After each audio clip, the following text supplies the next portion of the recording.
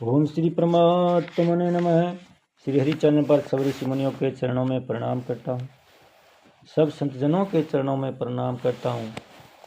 इस मेरे देश भारत देश को चरणों में मैं प्रणाम करता हूँ। मेरे देशवासियों का स्वागत करता हूँ। इस वीडियो को आप अंत तक सुने। इस वीडियो को सुनने वाले मेरे देश के हर कोने में घरों में बैठी माताओं के मैं चरणों में चरण स्पर्श करता हूँ। बहनों भाइयों को प्यार नमस्कार राम राम। यह वीडियो श्री कृष्ण अर्जुन संवाद का है।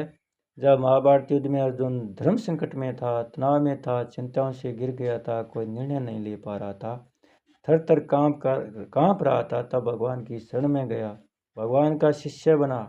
तब भगवान ने उन्हें गीता का उपदेश दिया, धर्म संकट से बाहर निकाला और अंत में विजय श्री का ताज भी पहना। इसलिए यह वीडियो सुनने मात्र से मानसिक तनाव, चिंताग्रस्त शारीरिक तनाव से मुक्ति मिलेगी। इसलिए आप सब श्रोतागण से मेरी विनती है कि सुप्रभात में पुण्य का भागीदार बनकर जन कल्याण में अपना सहयोग दें। वीडियो को ज़्यादा से ज़्यादा सब्सक्राइब करें, लाइक करें और शेयर भी करें।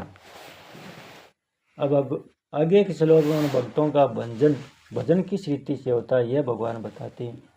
मचिता मदगत प्राणा बोधयन्त प्रस परम कथयन्त च माम नित्यं तुषन्ति च रमन्ति च। मुझ में चित्त वाले, मुझ में प्राणों को अर्पण करने वाले भगतजन आपस में मेरे गुण प्रभाव आदि को जानते हुए और उनका कथन करते हुए नित्य निरंतर संतुष्ट रहते हैं और मुझ में ही प्रेम करते हैं। इस श्लोक में 6 बातें हैं। उनमें से मचिता और मदगत प्राणा ये 2 बातें स्वयं करने की है, तद भगत समय स्वतंत्रता पूर्वक ऐसे बन जाते हैं। बोधयंत और कथयंत ये 2 बातें आपस में मिलने पर होती है। तुषंति और रमंती ये 2 बातें फल रूप में होती है।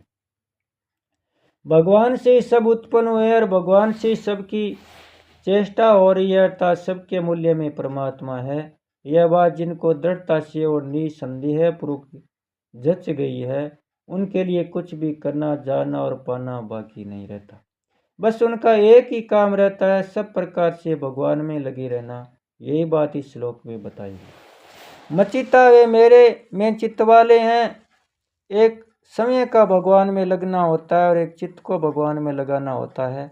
जहाँ मैं भगवान का वैसे स्वयं भगवान में लग जाता हूँ, वहाँ चित्त बुद्धि आदि सब स्वतः भगवान में लग जाते हैं। कारण कि कर्ता स्वयं के लगने पर कर्ण मन बुद्धि आदि अलग थोड़े ही रहेंगे, वे भी लग जाएंगे। कर्णों के लगने पर तो कर्ता अलग रह सकता है, पर कर्ता के लगने पर कर्ण अलग नहीं रह सकता। जहाँ कर्ता रहेगा वहीं कर्ण भी रहेंगे। कारण कि कर्ण कर्ता के अधीन होते हैं, कर्ता स्वयं जहाँ लगता है कर्ण भी वहीं लगते हैं। जैसे कोई मनुष्य परमात्मा प्राप्ति के लिए सच्चे हृदय से साधक बन जाता है तो साधन में उसका मन स्वतः लगता है। उसका मन साधन के सिवाय अन्य किसी कार्य में नहीं लगता, और किस कार्य में लगता है वह कार्य भगवान का ही होता है। कारण कि स्वयं कर्ता के विपरीत मन बुद्धि आदि नहीं चलते, परंतु जहाँ स्वयं भगवान में नहीं लगता, परंतु मैं तो संसारी हूँ, मैं तो गृहस्थ हूँ, इस प्रकार स्वयं को संसार में लगातार चित्त को भगवान में लगाना चाहता है, उसका चित्त भगवान में निरंतर नहीं लगता। तात्पर्य है कि स्वयं तो संसारी बना रहे और चित्त को भगवान में लगाना चाहे तो भगवान में चित्त लगाना है, संभव सा है। दूसरी बात, चित्त नहीं वही लगता है जहाँ प्रियता होती है, प्रियता वही होती है जहाँ अपनापन होता है, आत्मीयता होती है, अपनापन होता है। भगवान के साथ समय का संबंध जोड़ने से मैं केवल भगवान का और केवल भगवान ही मेरे हैं। शरीर संसार मेरा नहीं है, मेरे प्रभु का पूरा अधिकार है।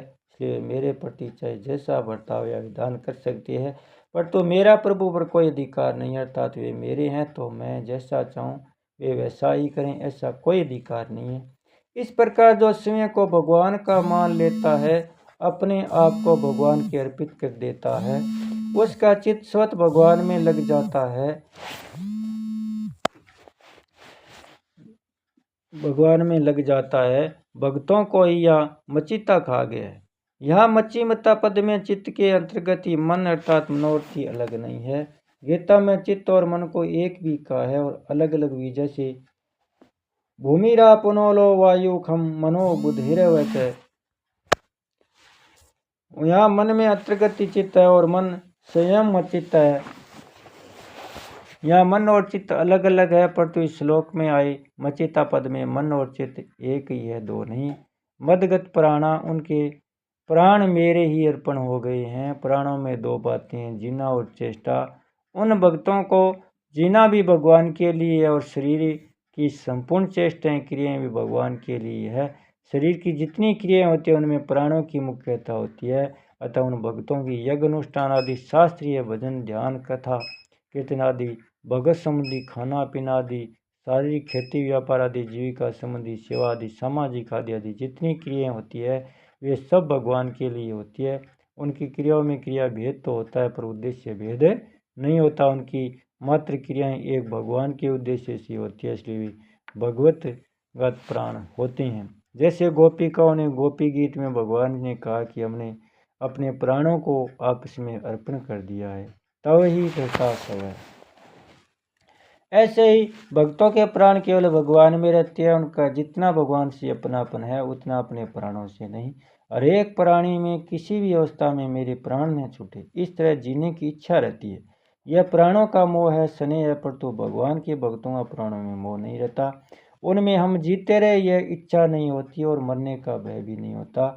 उनको न जीने से मतलब रहता है और न मरने से। उनको तो केवल भगवान से मतलब रहता है कि कारण